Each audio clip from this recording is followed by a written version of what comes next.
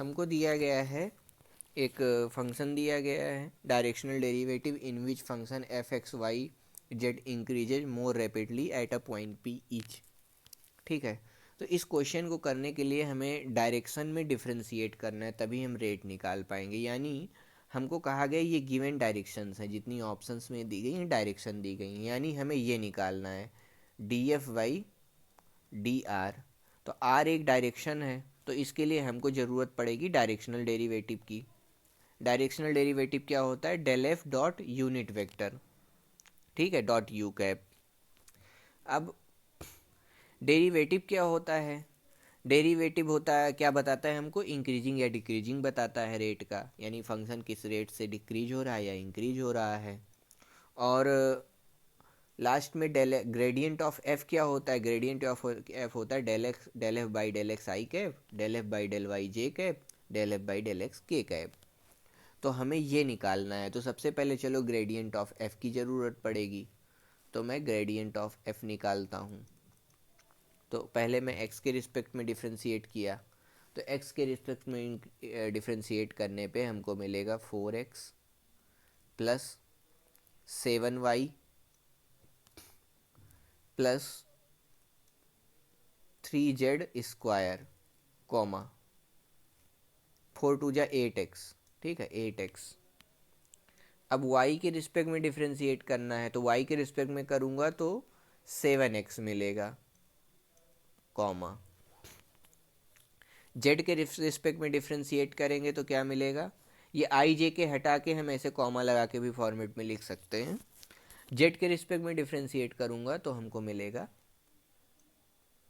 3 to जा 6x, ठीक है 6x जेड। ये तीन चीज़ें मिलेंगी। हमारा गिवन पॉइंट है 1,0,2 at P is equal to 2, हमें ये फाइंड करना है। तो चलो वैल्यू डाल देते हैं।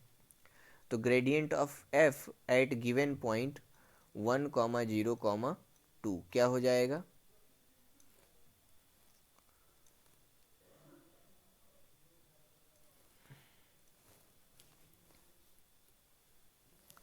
तो इसको हम निकालते हैं। ये 102 पे x की वैल्यू 1 है, जहाँ जहाँ x है वहाँ वहाँ 1, y की जगह 0, z की जगह 2। तो ये हो जाएगा 8 प्लस 0 प्लस 12, ठीक, पहला पॉइंट। दूसरा 7, तीसरा 6 दूनी 12, ठीक है ये हो गया, ठीक 12 20 7 12 मतलब 27 और 12 मिल गया हमको। अब हमें चाहिए डायरेक्शनल डेरिवेटिव। अब हम ये जो यहाँ पर दिए गए हैं इनका यूनिट वेक्टर लेते हैं, ठीक। अगर हम ध्यान से देखें तो इसमें 20 है, यहाँ 7 है, 20 है 7 है और 12 है, 20 है 12 है और 20 है। तो जाहिर सी बात है अगर हम b के रिस्पेक्ट में हम यहाँ पर जाके करें काम, डॉट प्रोडक्ट लें तो मैक्सिमम आएगा। यानी del F dot answer B को मैं बी वेक्टर बोल रहा हूँ, ए को ए वेक्टर बोल रहा हूँ, सी को सी वेक्टर, डी को डी वेक्टर, ठीक है। डॉट बी वेक्टर करता हूँ तो हमको मैक्सिमम रिजल्ट मिलेगा। यानी 20 into 20 plus 7 into 7 plus 12 into 12 divided by unit vector लेना है ना इसका। तो इसका यूनिट वेक्टर क्या होगा? अंडर रूट 20 का स्क्वायर प्लस 7 का स्क्वायर प्लस 12 का स्क्वायर। तो ये मेरे ख्याल से 1 आएगा। 20 20 7 7 और 12 12 1 हो गया।